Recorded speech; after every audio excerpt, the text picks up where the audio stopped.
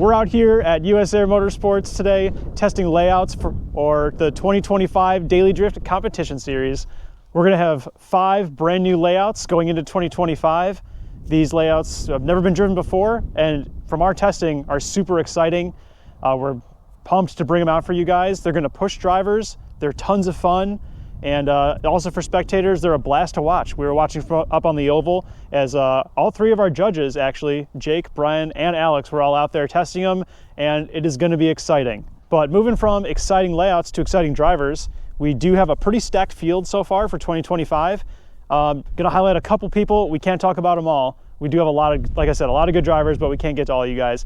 So one person that I want to highlight, Jake Kasurik. Him and his dad Craig are both going to be doing the comp series. Very stylish cars.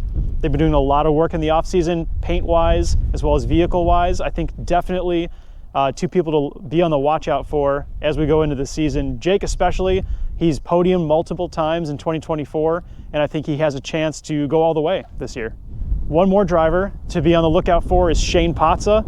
Him, as well as I guess I'll bring in Nate Cam. 2 drivers who are very consistent. They may not wow you with huge dives in the chase or anything like that, but if you're looking for drivers who are going to hit a specific line every time, it's these 2 guys. Again, consistency can win championships, so I would be on the lookout. Both guys are in for the full season, so I think that they could definitely push, and we'll see how they do. 2 more drivers that I want to bring up. One we had in 2024, one we had in 2023. They're actually teammates, is Adair Moctezuma and Giovanni Crespo. Both of these guys driving purple cars.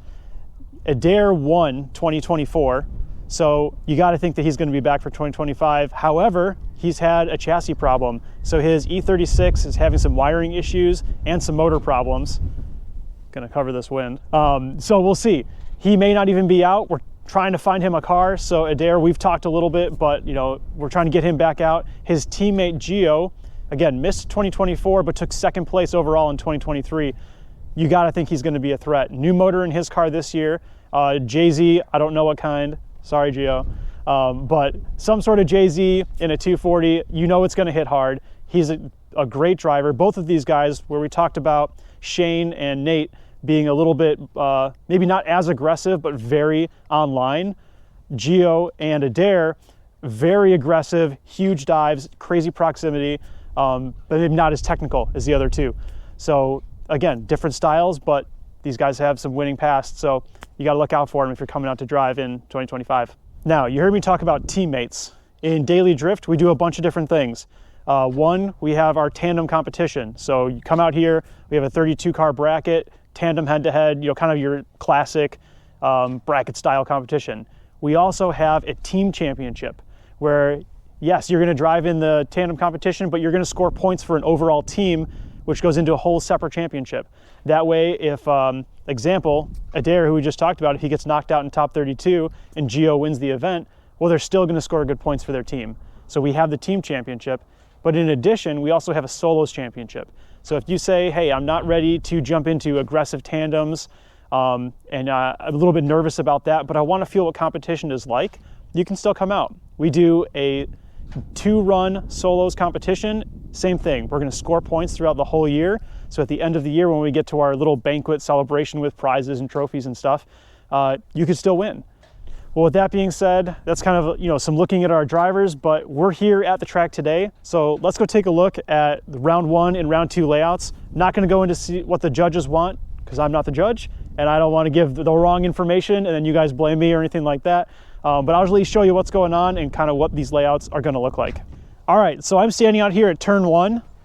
Initiation is going to be coming from reverse advance down this way and going up the S's onto the shelf as we prepare to go towards the keyhole. Going through the S's here, drivers should be able to stay very close because of this initiation being straightforward. A good flick should set both drivers up into a good spot, and that chase driver is going to be able to follow reverse intermediate up the hill.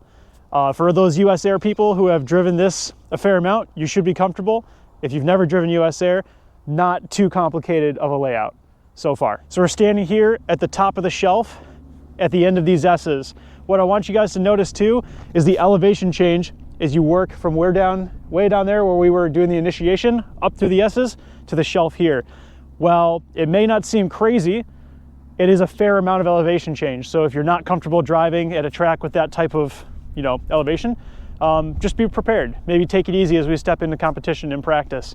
But also what I like about this layout is going to be added onto the next part here. So we have worked our way up onto the shelf, and now we're going to take a sharp right down into what we're calling the keyhole. Once again, we're up on the shelf. That elevation change as we go down is going to be pretty intense. Is it going to be crazy? Maybe not, but is it a lot of fun? You betcha. Okay, so now we're at the base of the keyhole. We're going to be coming down through here and then making our way up and all the way around, kind of like a mini Road Atlanta. Yeah, Road Atlanta? Road Atlanta, we'll go with it. I could be wrong. But making your way all the way up there, super exciting tandems. We used this section of the track in 2024, but with a different entrance. And some of the most exciting battles that we had the entire year happened in this section right here. So super excited to have you guys come out and drive it, but don't take my word for it. Here are two judges, we'll see how many we put in there, driving this layout in practice.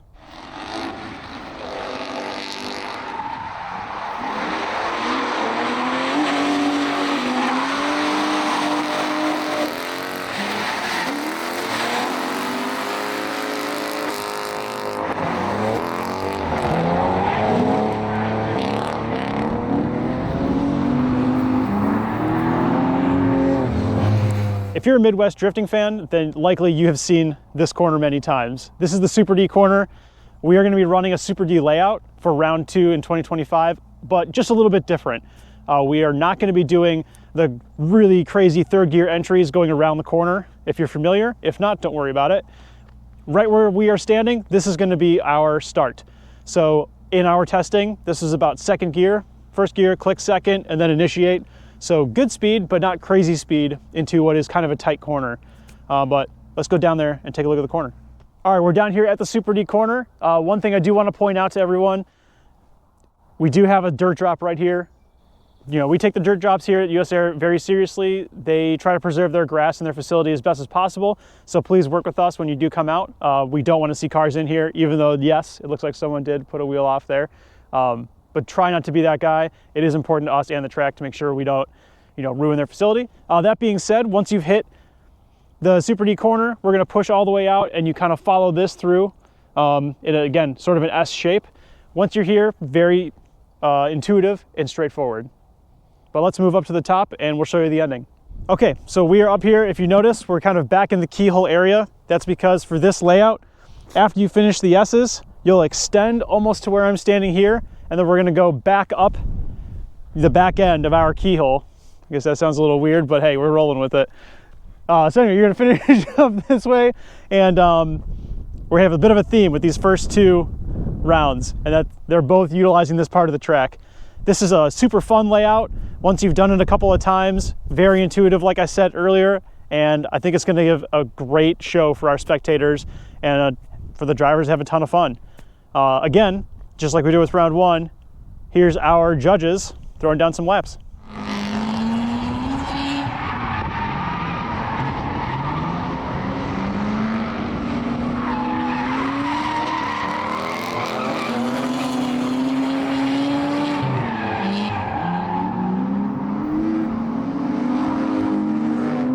Well guys, thanks for tuning in. This has been our first video kind of exploring daily drift in this format.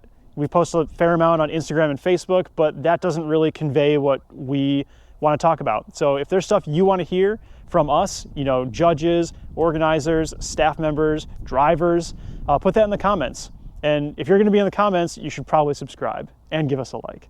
This is a new venture for us, so show us your support so that we can bring that back to the community. But yeah, really looking forward to 2025, and hopefully we'll see you either at the track spectating or out here driving.